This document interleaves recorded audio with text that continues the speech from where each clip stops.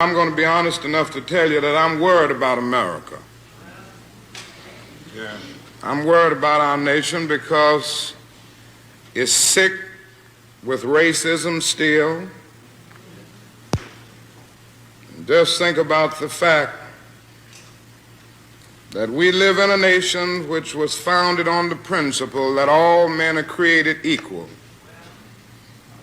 And yet men are still arguing over whether the color of a man's skin determines the content of his character. And I believe that the Lord told me to say to the United States of America that is sick with militarism and is sick with excessive materialism. Have you ever thought about it?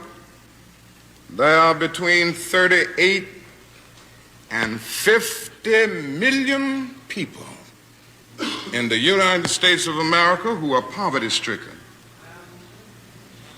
making income less than the poverty level. And yet, this is the richest nation in the history of the world. Our national gross product this year will go beyond $800 billion. And yet, there are between 38 and 50 million people who are poverty-stricken. Now, there's something wrong. A lot of people are afraid to say it. But I don't mind saying it. You see, somebody said to me the other night, don't you think, Dr. King, you are going to have to start speaking more in terms of the administration's policy?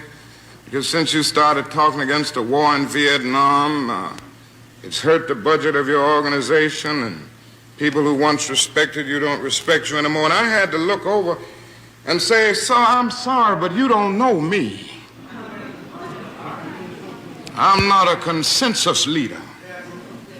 I don't determine what is right and wrong by looking at the budget of my organization, and I don't determine what is right and wrong by taking a Gallup poll of the majority opinion.